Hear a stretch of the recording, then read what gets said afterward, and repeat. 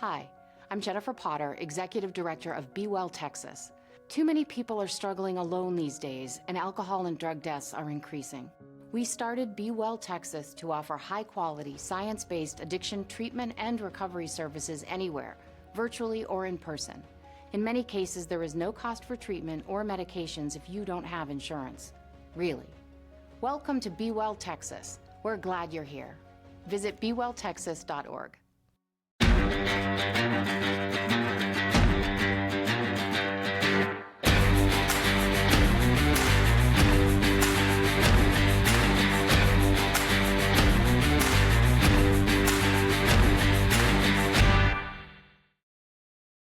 Ladies and gentlemen, welcome to episode 266 of the Alamo Audible Podcast, brought to you by the Dave Campbell Texas Football Republic of Football Podcast Network.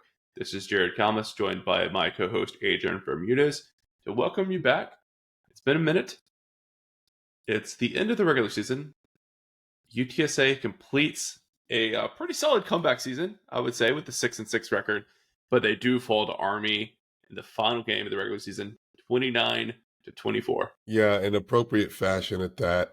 It's a letdown. It's one of those games where, yet again, similar to other conference losses this season, felt like maybe UTSA coulda, shoulda, woulda won this game, but made a few too many mistakes, got in their own way a couple of too many times, and ultimately that ended up being the difference, right? And you can point to a crucial 3 turnover day. 2 interceptions from Owen, and then there's a lost fumble. And then aside from that, you've got a botched clock management situation going down at halftime where you had just created a turnover yourself prior to Owen's fumble. And you had a failed 4th down on your own 16-yard line, which completely shoots you in the foot. There's a lot of moments that you could point to, Jared, that just kind of things went awry for UTSA. And they shouldn't have. They just shouldn't have. Just made a few too many mistakes on the day, and it's just echoes of sort of what's been happening all season long with this team in these conference road games. We could end it there. I mean, it's really those 4 plays are the only reason UTSA lost this game, which is on one hand a little bit frustrating for sure. I've seen a lot of people feel that was one of the most frustrating games of the season. I mean, for me, I thought UTSA played really well outside of those 4 plays. And for me, it was like the most composed they've looked on the road, the most disciplined they've been by far. I think they only had 3 penalties. Does that sound right? Correct. That tied their season high. 3 penalties against Army, 3 penalties against Texas. Interestingly enough, the 2 most talented, best football teams that we played on the season, we showed up and played our cleanest football against penalty-wise. How interesting is that for a team that's been, averaging however many, I don't have the number in front of me, 7, 8 penalties per game. Yeah. Yeah, kind of weird for sure. But, for me, myself personally, I wasn't too torn up about this game. I thought the Roadrunners played well. And, similar to the Tulane game that ended the regular season last year, I think the team got a glimpse of what's needed to get to the next level and to really compete for the conference championship and get to the first AAC conference championship game. And the answer is just more discipline, cleaner play, less turnovers, because that's really the only reason UTSA lost. It was not a talent issue, even late in the season with UTSA having so many injuries. I mean, that defensive front really shut down Army's rushing attack, right? They had a couple big ones on some, kind of trickier plays. There was one beautiful one Army ran. It was like a jet quarterback counter thing. I don't know what it was, but it was so sick. But overall, that defense was great. And look who was out there. You got a walk-on in John Jones playing a ton of snaps. You got Vic Shaw playing a ton of snaps. Cameron Cooper playing a ton of snaps. I mean, none of those guys were really on our list of come the last game of the season, who's really going to be in the mix and playing 30 snaps. So positive sign for the roster depth, roster strength for sure. But I think it just goes to show it's all kind of between the ears for this team. And I think that's the big step that we want to take next year. And I think the quarterback is right there as well, right? Because not Owen's best game. He pushed a little too hard to try to make the big plays, try to be Superman. And that was ultimately UTSA's undoing, I would say. Well, it's one of those things where we've seen these issues. You're right. It's very much in between the ears. It's an execution problem that these Roadrunners have, and that's been the case all season when it comes to these conference road games. Winless on the road, but even between Alamo Dome games as well, the mistakes have been costly. 8.5 penalties per game this team ends up averaging on the year, and Yep. Number I one in the feel like country in penalty yardage. I've number one in the country. I feel like that there's some, tremendous forces that this team has to reckon with to get that execution as crisp as it needs to be able to compete at the top of this conference, man. Talent wise, it's there. I think the Roadrunners have it. It's the execution that's just a tremendous issue.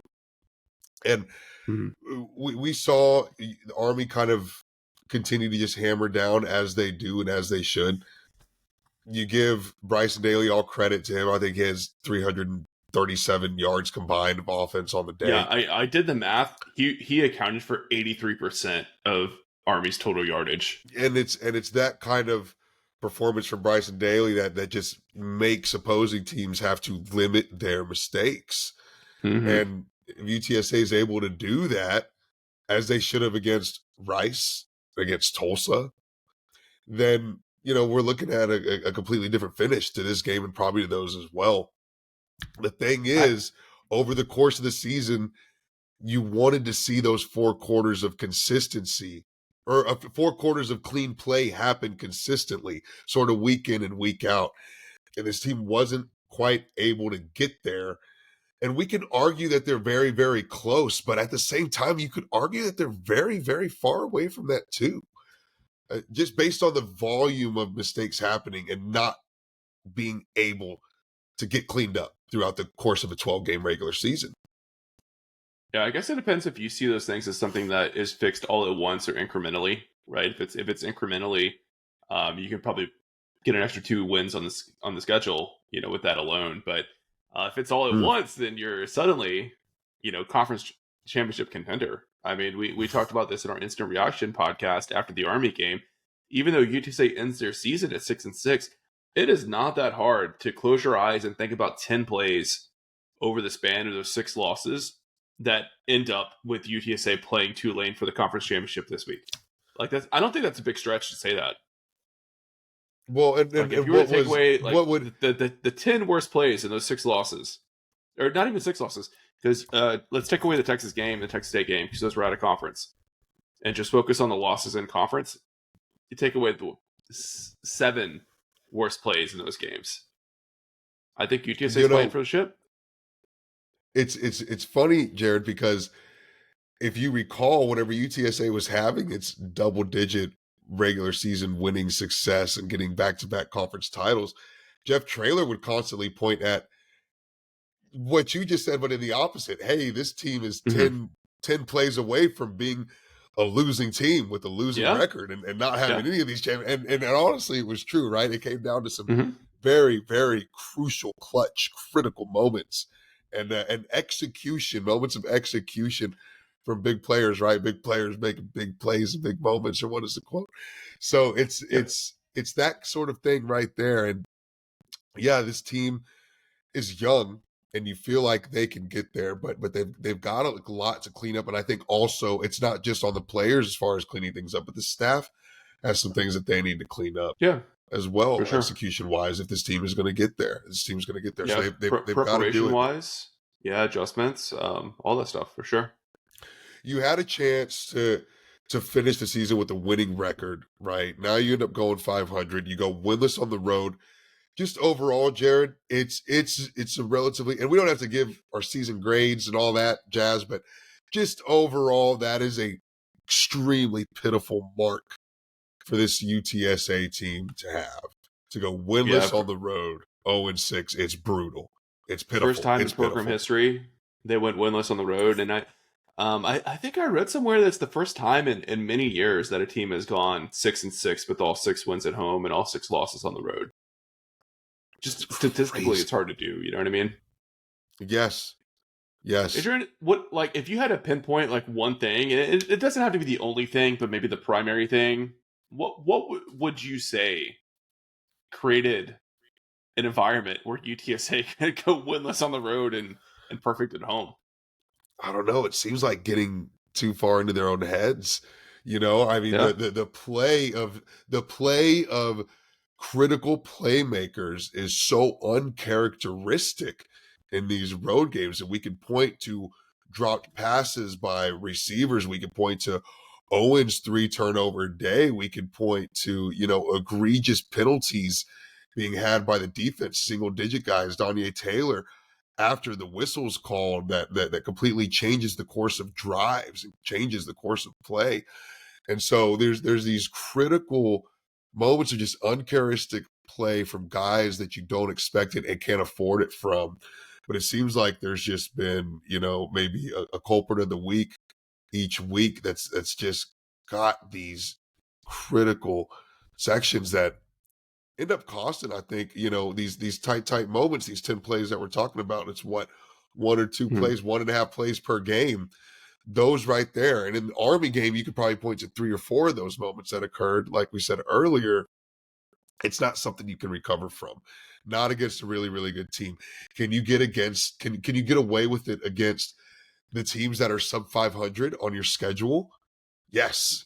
UTSA is able to do that, but can they beat good teams, winning teams? They did it against Memphis, but they couldn't do it consistently. They couldn't do it on the road. They couldn't do it on the road. That's the big thing. Period. I think Yeah. for me, if I had to pick one thing, I think it's just the lack of a consistent running game.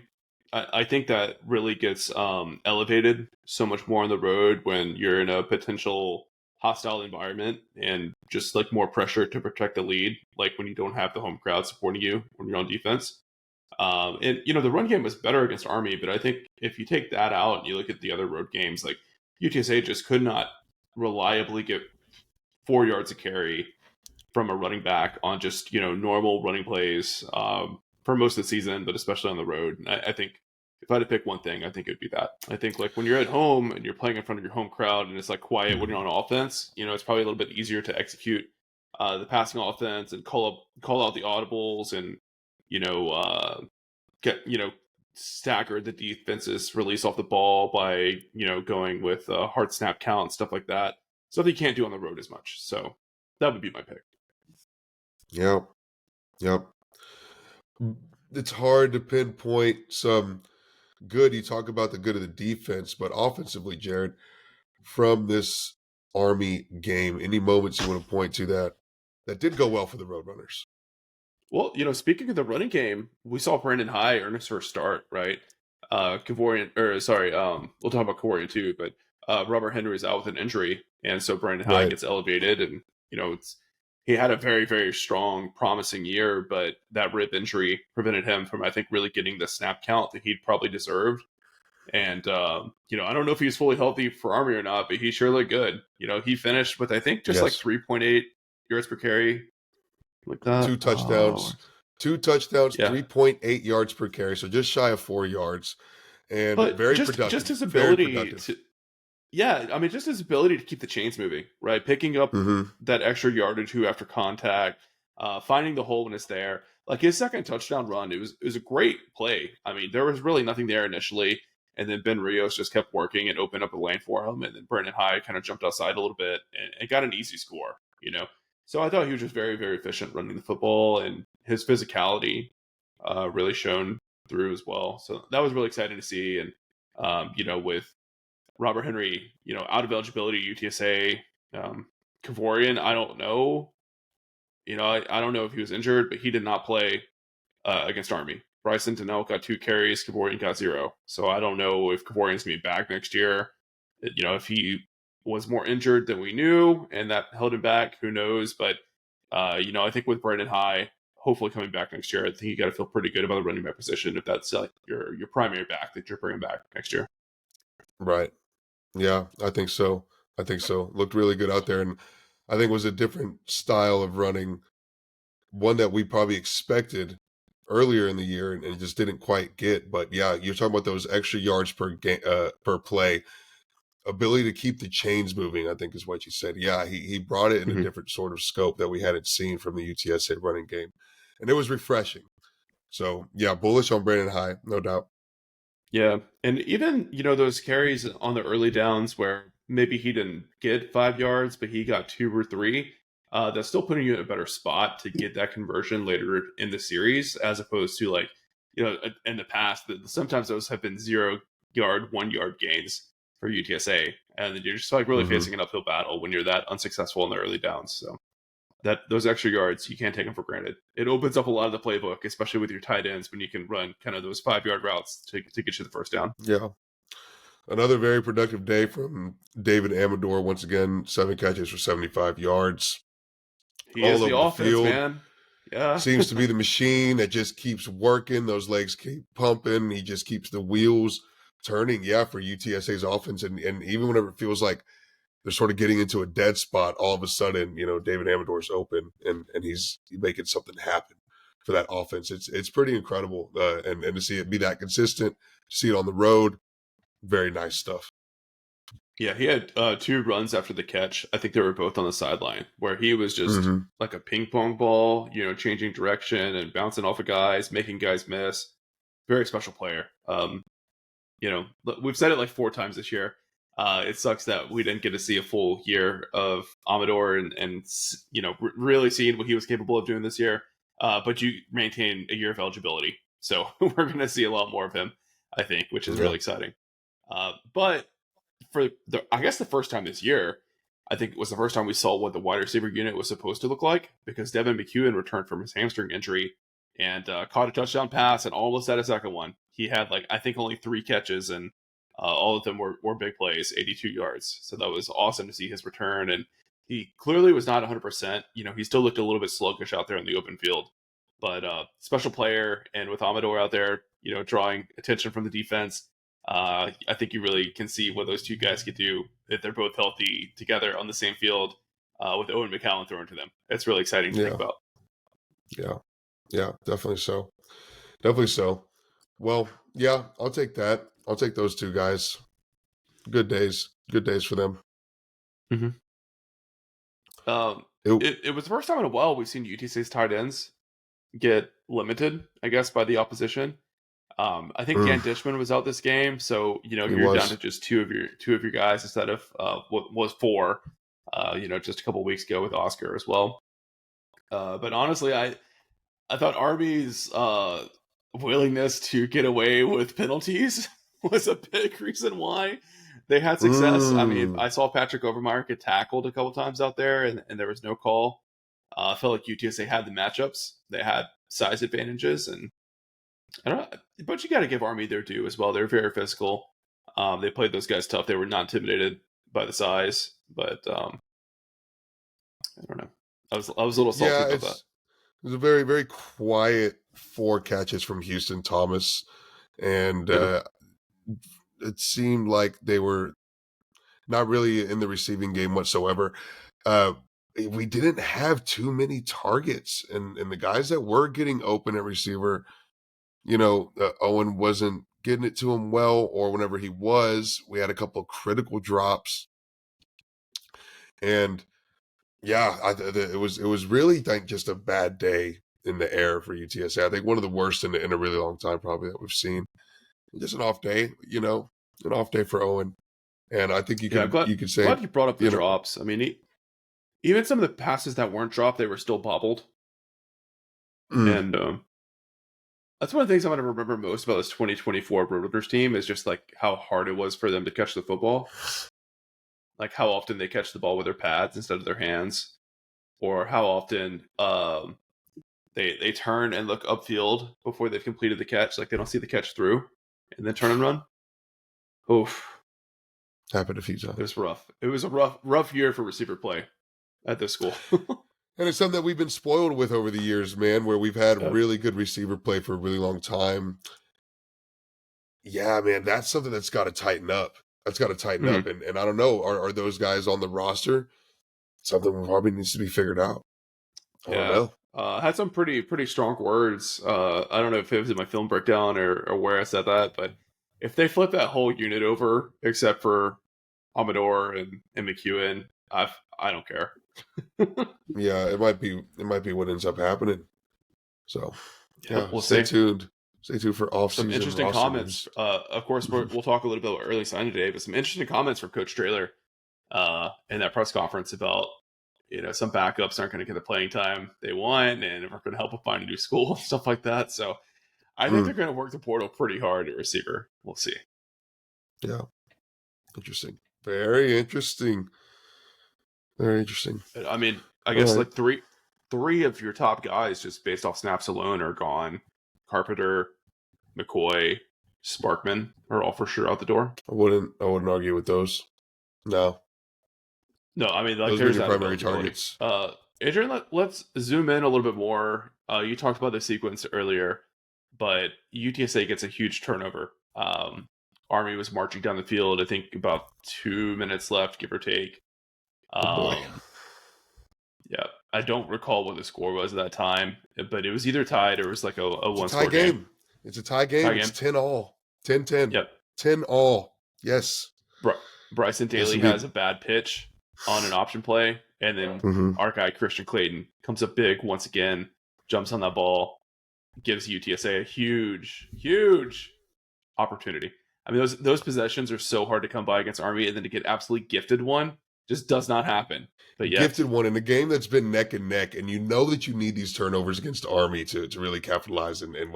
It is completely gifted to the Roadrunners at midfield. We take over at our own 40-yard line, 60 yards away. And at that point, UTSA hadn't made too many mistakes.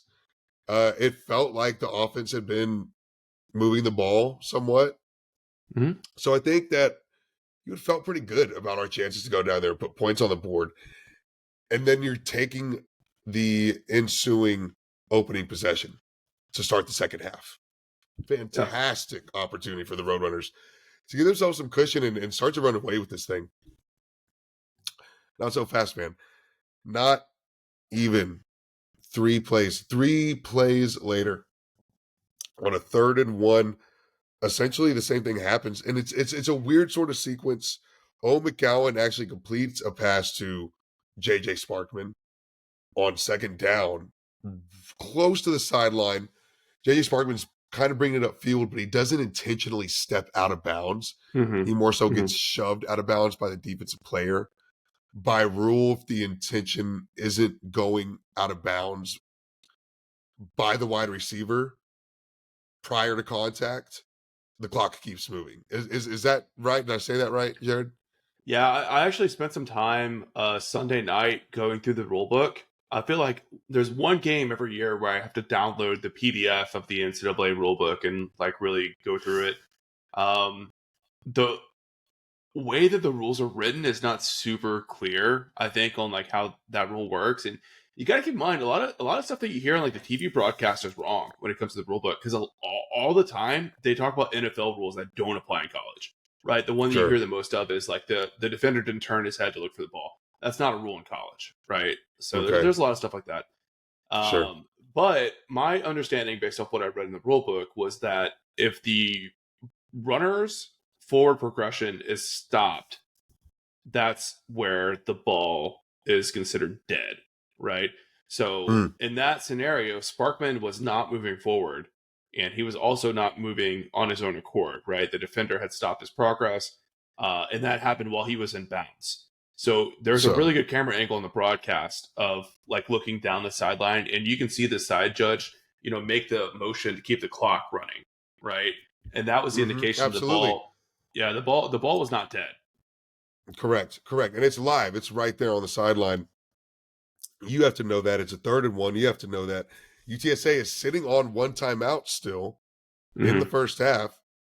And there's this crazy, like the most chaotic, 18, 19, 20 seconds of game time that actually passed. Something horrendous. I think the clock was probably at 40 and maybe ticked down to 12. That was another thing that upset me, is like the team did not like sprint up to the ball. Because like I get saving the timeout because you want to have that in your pocket to kick the field goal. But that's what you're going to have to do. So guys I are totally walking understand. to the line of scrimmage, very lackadaisical. Right, there's just zero Yeah, zero sense of urgency. I don't think anyone had realized that the clock was running other than the center. I think CJ No James one. is the only guy that looked up at the clock at the scoreboard and saw that it was running. And that's why he snapped the ball immediately. Like as soon as they were lined up, he let it rip. And I think that's because he's the only one that realized the clock was running. I think everyone else was Wow. like lackadaisical, looking at the sideline, taking their sweet times. They thought the ball was dead because they saw Sparkman go out of bounds. I mean, a complete collapse of communication and awareness. It's a And third and one. keep in mind too. This is speaking of communication. This is the first year the quarterback has a headset in his helmet, and he can hear the coaching staff. Right. So the coaching staff, I think, has to take some accountability for that too, because no one was 100%. clearly no one was on the headset saying clock's running, clock's running, clock's running. No one called a timeout either. Yeah. Right. So on one hand, I think primarily Owen's to blame, right? Because you're the quarterback. It's a 2-minute drill situation. You need to be completely aware of the clock, right? Yes. You also need to be in sync with your center and be ready for the snap, right? But I do think that the whole offense has some accountability there because someone's got to communicate on the field the clock is running. They have to yell it out. They have to get the guys ready to line up. But also knowing that there's a headset in the helmet, I think the coaching staff also has some responsibility for that. And of course, they had the timeout, right? So Jeff could have called a timeout and prevented a turnover. Obviously you want to keep that timeout, but if you're not going to get the snap off, or you're going to have a turnover, at a certain point, you got to do what you got to do. Yeah. So right, exactly, Jared. And there's a moment there where, and whenever I say chaotic, it's funny because everything is moving so slowly, except for the viewer on their couch, UTSA fan, who's like freaking out, screaming, right? Because the clock's just ticking, and everyone's walking to the line of scrimmage. No one seems to know what's happening. Sure enough, it ends up being a fumble. And I think you're right. The onus ultimately falls on the quarterback in that situation. You have to know what's happening above all else. The earpiece is a very interesting point that you bring up. But I think ultimately it's why Owen ends up, being credited with a lost fumble in that situation. It's because he doesn't want to know where the clock is. The ball hit him in the face mask. Popped him. Yeah, but I don't think he was quite ready for it either, though, Jared. I didn't think his hands were like he never had possession of the ball. That's for sure. I think his hands were pretty late, even coming up and seeing it. I think everyone was just kind of ready to kind of like get ready and get set. I think that everyone still thought there was another second or two. Like even then, there was no urgency, dude. It never snapped. Theoretically, if the ball doesn't hit Owen and CJ snaps it and it just goes in the backfield and the defense recovers, like, do they give CJ James a fumble on that? It's interesting. I don't know how they score that. That's interesting. It's interesting.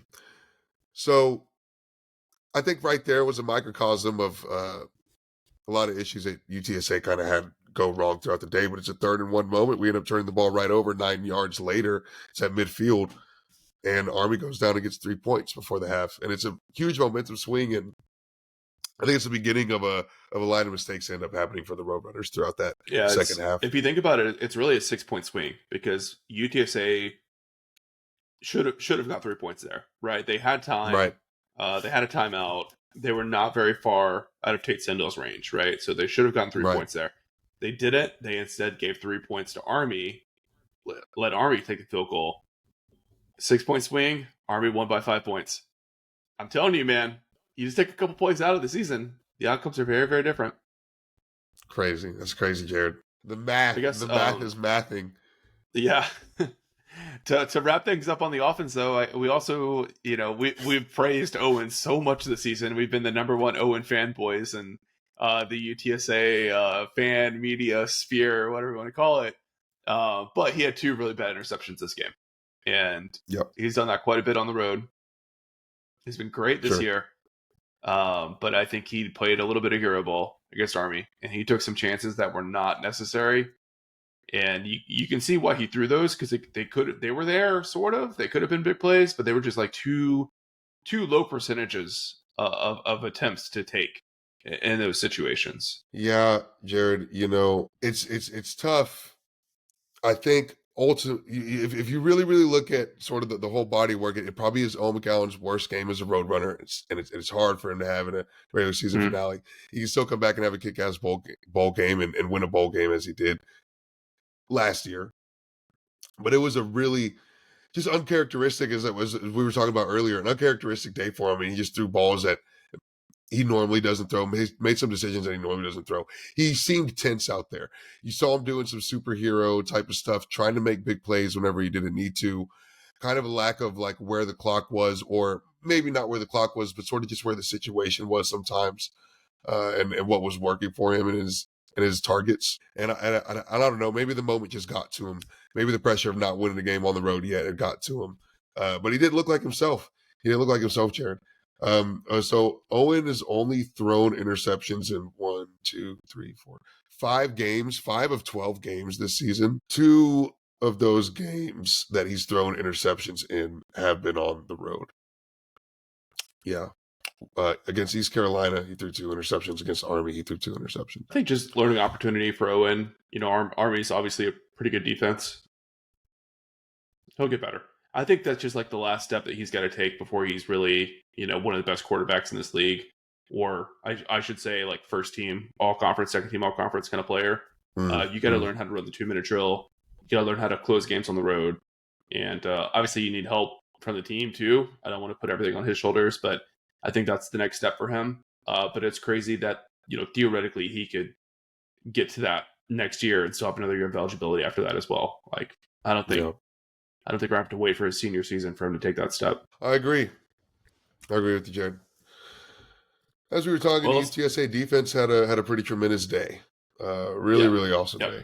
I think so. Especially against... I don't know what more you could ask from the defense, Mm-hmm. Yeah. Held Army's run attack to only 217 total yards. That's 147 from Bryson Daly. He had a monster day, but outside of Bryson Daly, not too much production from anybody else.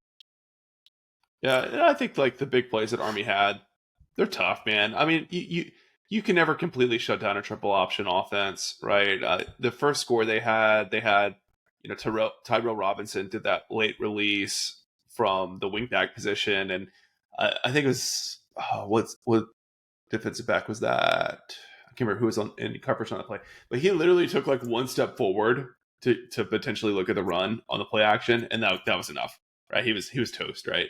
It's tough, man. It's tough to completely shut him down. Bryson Daly had some great plays. I mentioned that one like jet sweep quarterback counter play they ran. It's just so tough, man. I mean, and UTSA played very aggressive on defense. They had like no safety help all game. Everybody was on an island, man free coverage like all game long. So for them to play that aggressive style of a defense and give up as little as they did was very, very impressive. I was really happy with the defensive performance for sure. And they got put in some bad spots, right? Like they get a turnover, offense gives them the ball right back in midfield. And then, of course, we haven't talked about this, but, Jeff Traylor's decision to go for it on 4th and 1 from like UTSA's own 16-yard line or whatever. Obviously, that's not doing the defense much there. A whole lot of favors. I think they did hold them in a field goal on that one, but they got put in some tough situations. Yeah, they did. They hold their own for as long as they could. You can only and you can only do that against a team that's going to have the ball for 40 minutes against their opponents. You can only ask for your defense to put you in position enough times, and they did that arguably for 3.5 quarters.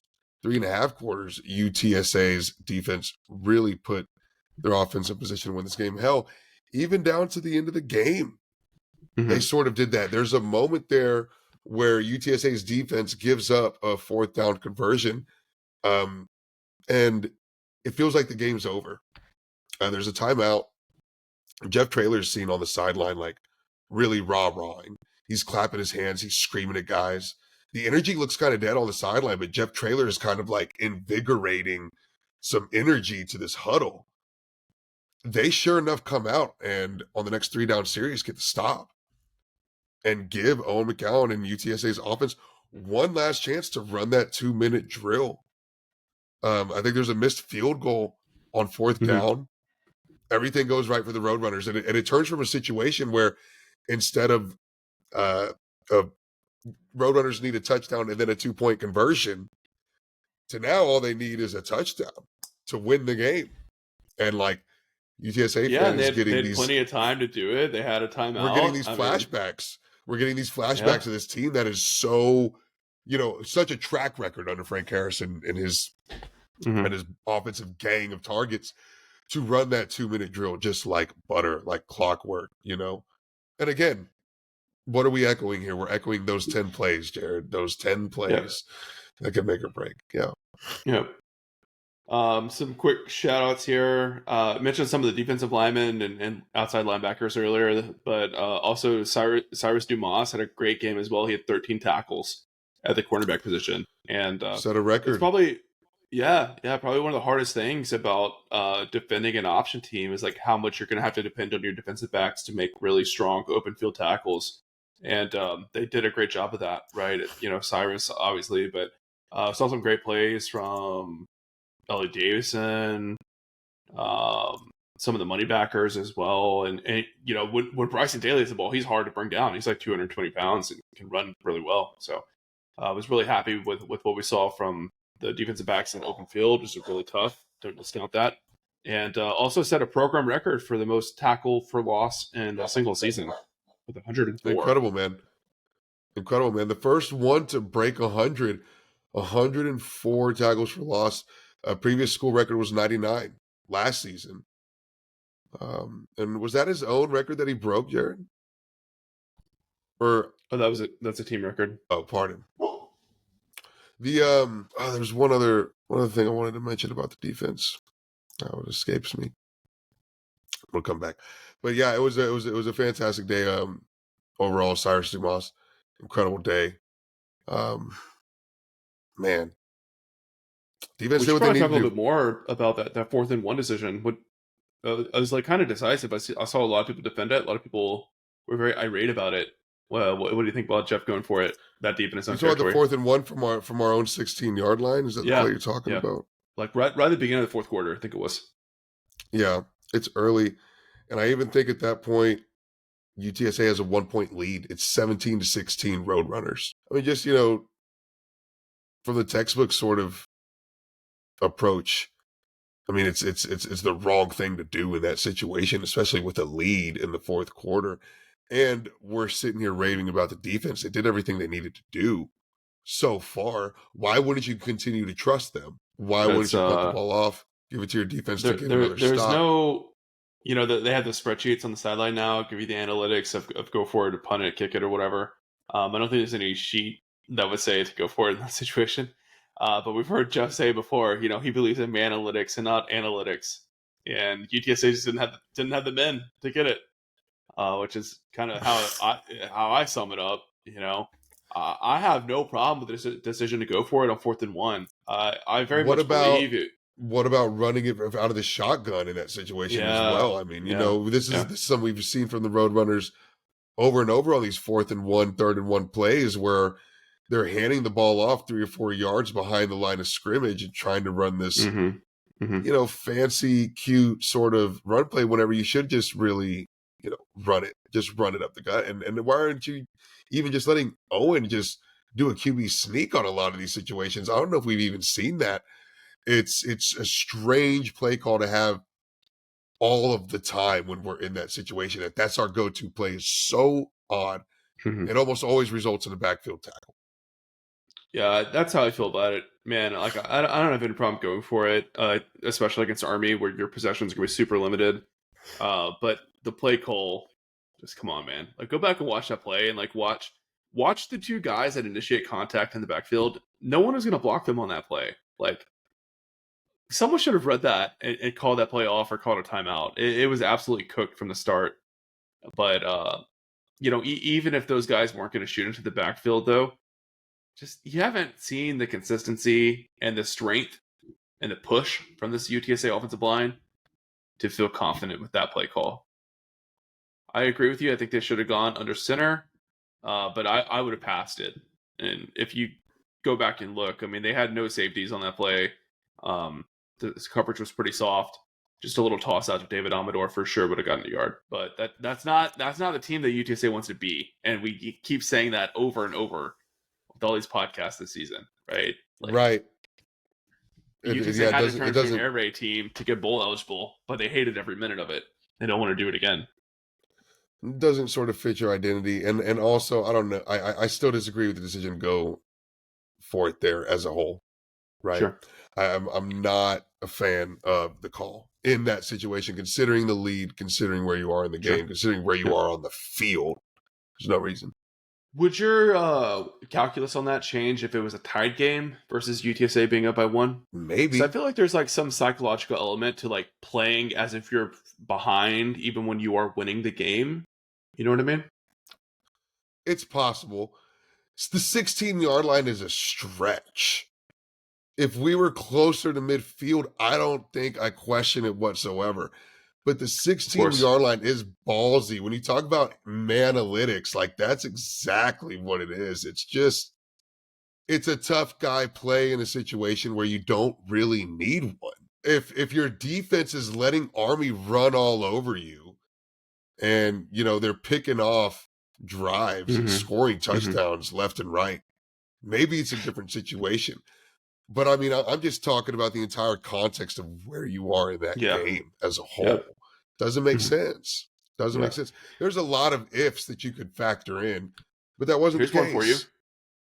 If Lucas Dean was back there to punt, do you think they would have punted it? Because he would have flipped the field. Maybe so.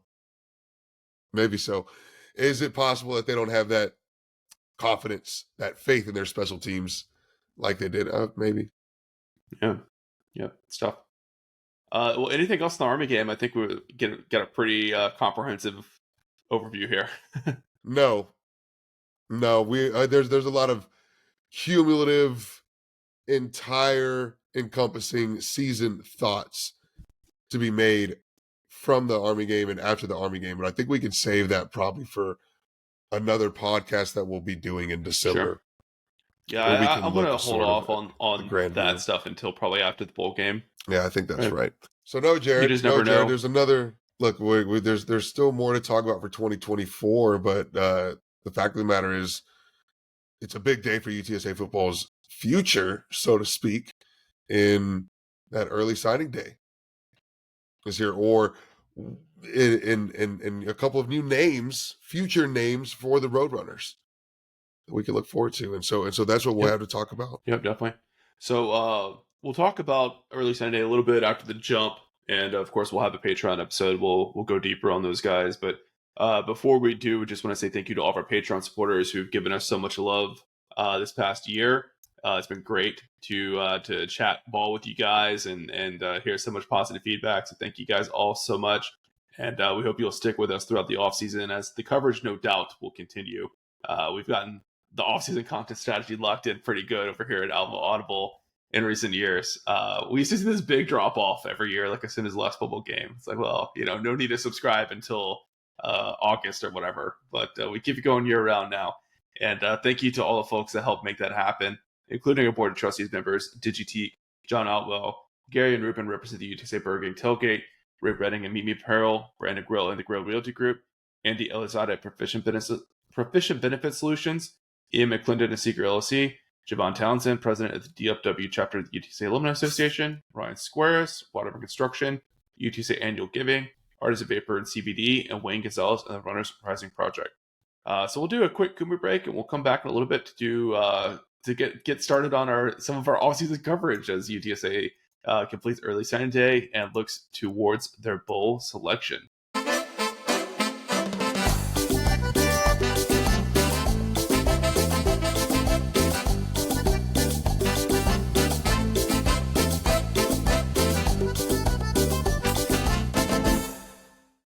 All right, guys, welcome back from the Kubi break. Hope you guys enjoyed.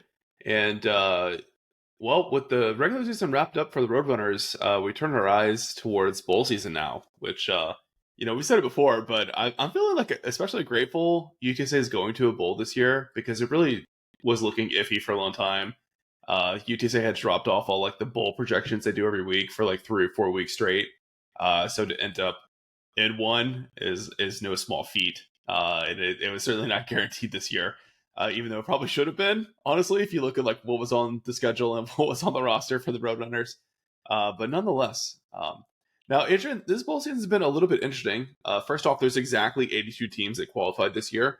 Almost every year, there's like too few teams or too many teams, and like all these shenanigans happen. But seems like this year it's going to be pretty straight up with that. We'll see if any schools decide to opt out. Like they fired their coach, even though they're bowl eligible. That stuff happens. But sure. So UTSA safe. They're going to go to bowl. I had to reassure a lot of people that was going to happen, which I thought we were past those days. But we're all traumatized from 2017, which I totally get. The other thing that's interesting, though, is we are seeing some earlier than usual bowl announcements, which has been interesting. Scrolling through the list here, we've got the Veterans Bowl is already booked, South Alabama, West Michigan. Frisco Bowl is locked in with Memphis and West Virginia. And the Hawaii Bowl, South Florida and San Jose State. So that's a little bit unusual. Sometimes you'll hear like a lot of rumors of, so-and-so is going to this bowl. They're usually BS, to be honest with you. Pretty poor track record for bowl rumors coming in true. But it's helped us a little bit in that we kind of have some indication of where UTSA might go a little bit more reliably this year, since there are some bowls that have already been announced. So we probably still won't know for sure where UTSA is going until Sunday, but we at least can mark a few of those options off the list that we mentioned. Interesting. Very, very interesting. Well, all anyone wants to know is where's UTSA going to end up, Jared? Any inklings? Where do the Roadrunners end up playing? Is it probably going to be another familiar bowl that we've seen or gone to before? Or it might actually be different. UTSA has played how many of their bowl games in Dallas-Fort Worth? 4? 4 of 6? It's a lot. Am I getting that right? 4 or 5? Yeah, it's a lot. It's at least 3. 3 of 5? Minimum 3 for sure. 3 of 5. I think it's 3 of 5. That sounds right. It's just going off the head. But yeah, I think going back to Dallas again is probably fairly likely. There is the Armed Forces Bowl in Fort Worth that the AAC has a tie-in for. There's also the one that's at SMU. Which one is that? The First Responder Bowl. First Responder Bowl. And okay, there's a few selections for AC always there in that DFW area. And we've been at Cure Bowl before. We could end up maybe somewhere on the East Coast. I think there's another East Coast tie-in for the AAC as well.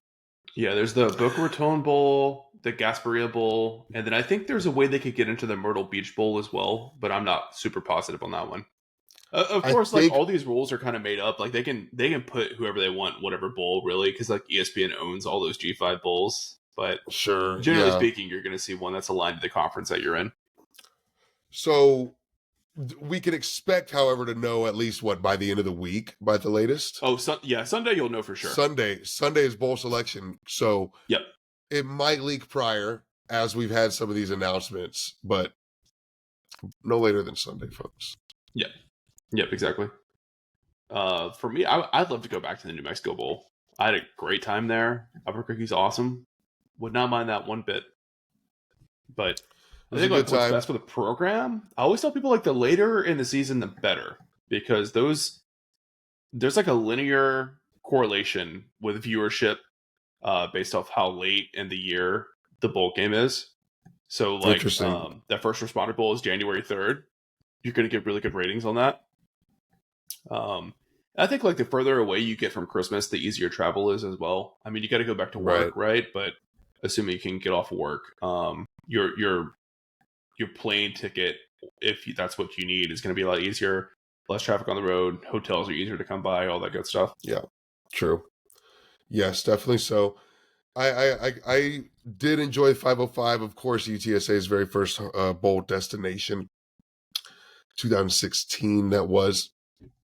Wouldn't mind it, but yeah, the more fans you can get into the stadium, of course, you want that traveling contingency to be there. for a bowl game. Jared, if UTSA goes and wins a bowl game, it does or doesn't count as a road win for UTSA's 2024 campaign. I'm going to say it's not going to count because it's a neutral site, you know? Like, your opponent does not have a home field advantage. Hot take, baby. Let's hear that. Let's hear the debate on that one. Yeah. I'm down with that.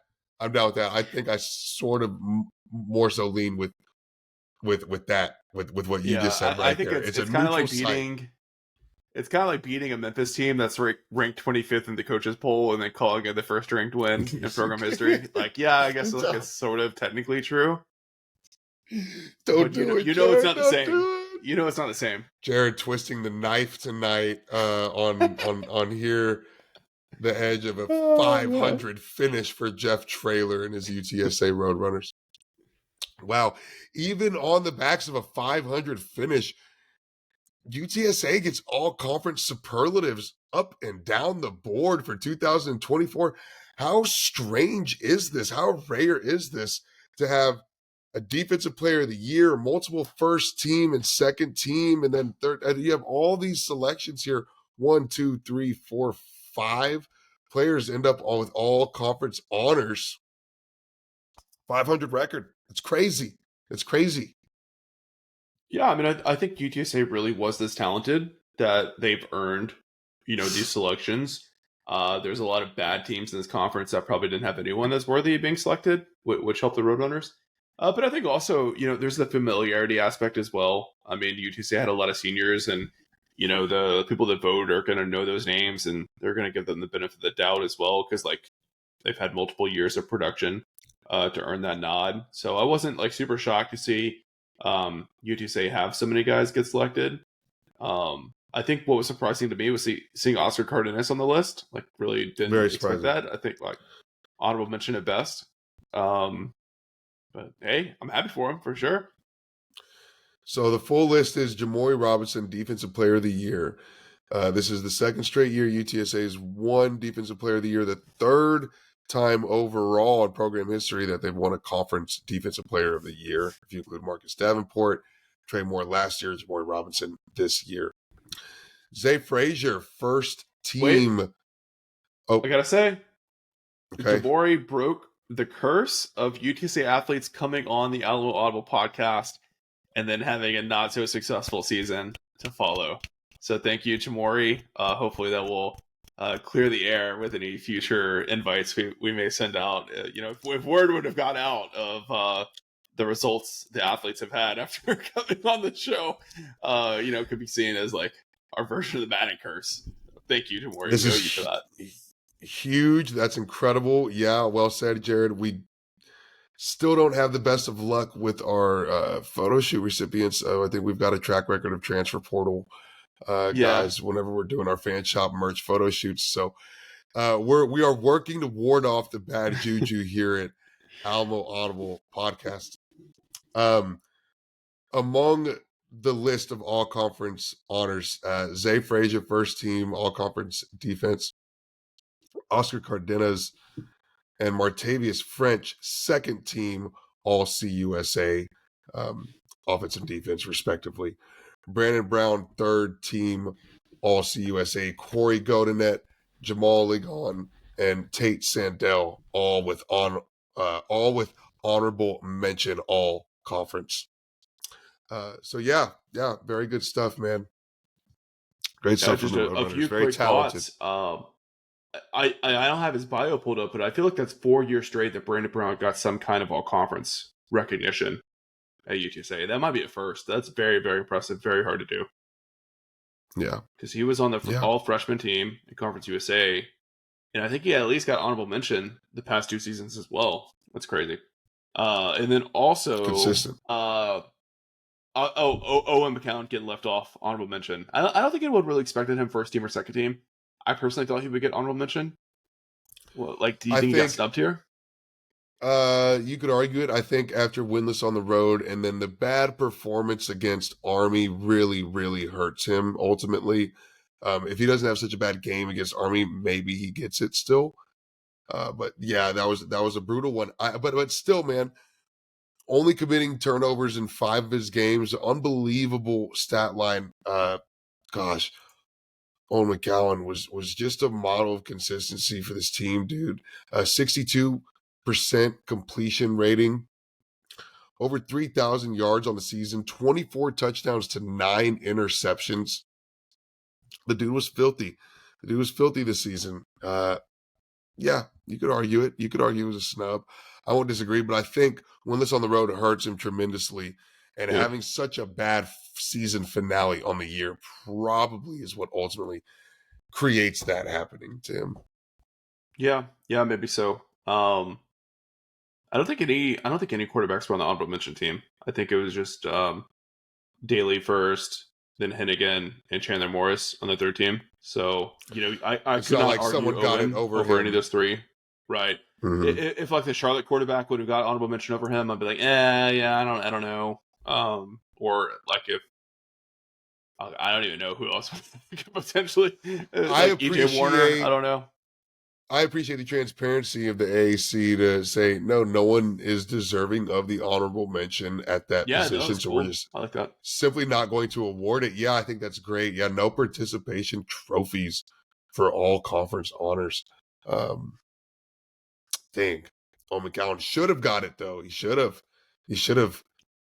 Had he got it done. But it's okay. It's okay. We'll take it from Owen.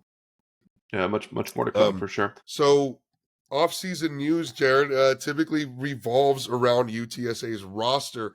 That's what we're going to be spending a majority of our time on when it comes to football-centric podcasts here through the next following couple of months, shy of a bowl game.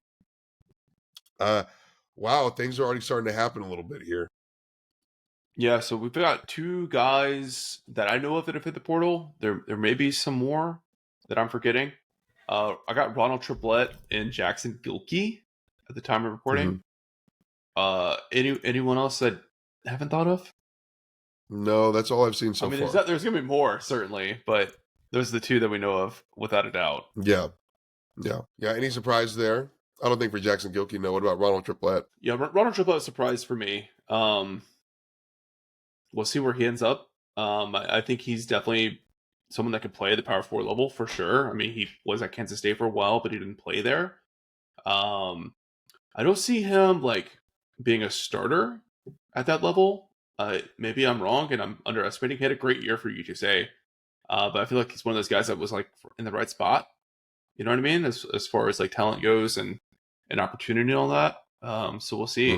We'll see what kind of NIL he can get, compared to what he was going to get at UTSA. So I don't know. We'll have to monitor that.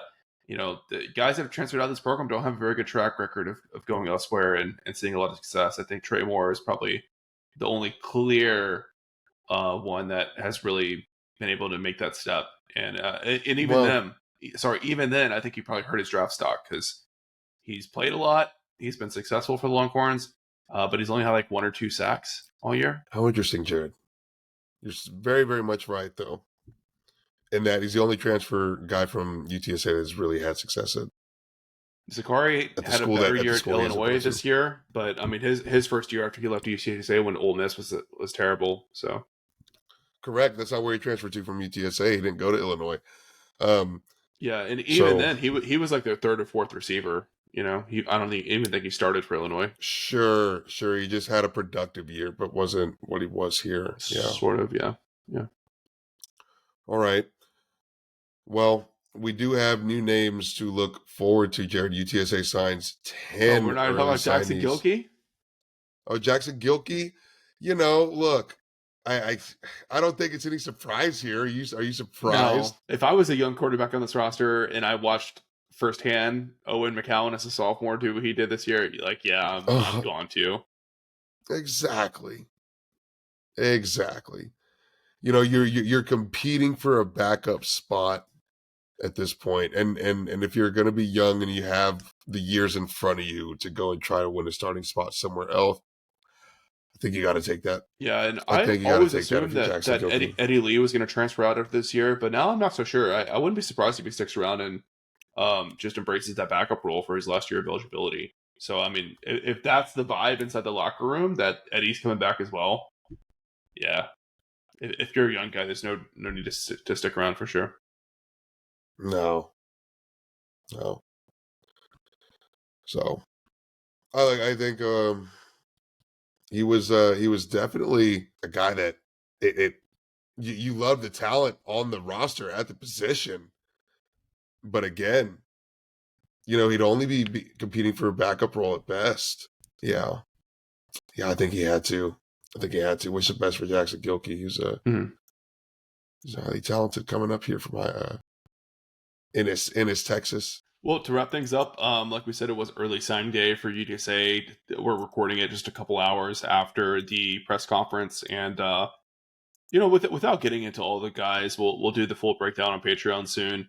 Just a very kind of slow early signing day for UTSA. They only signed 10 guys. 10 guys. Just not a big splash. It does not feel like we have now seen the future of this program or anything like that. It's an appetizer for the main course, if nothing else.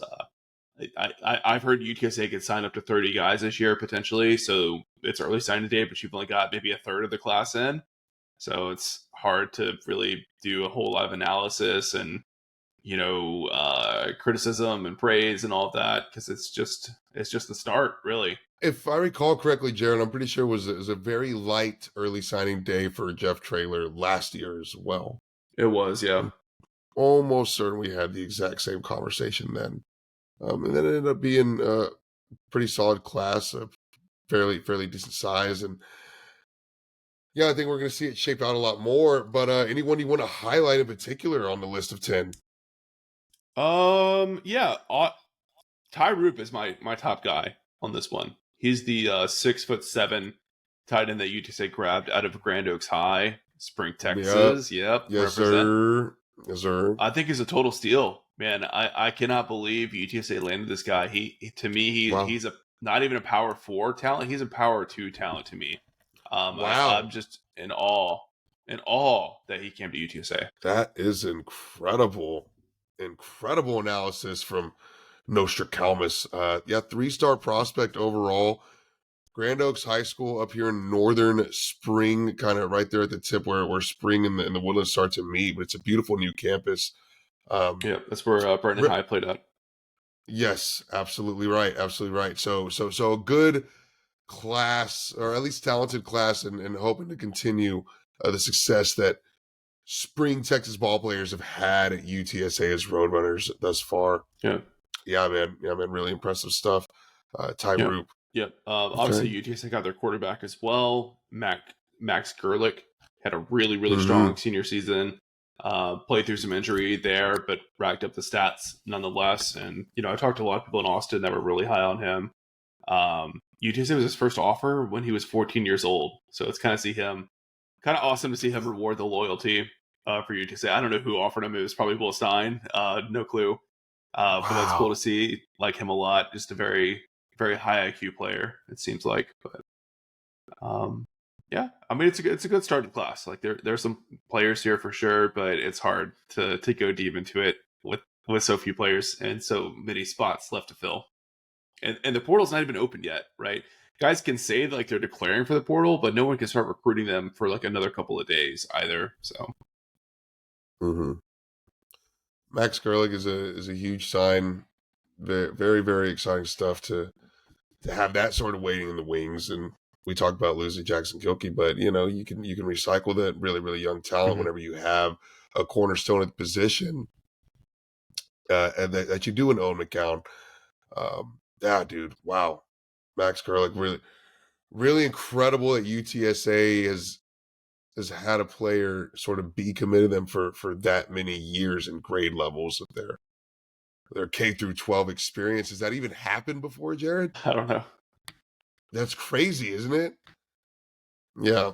All right. So 10 names from early signing day.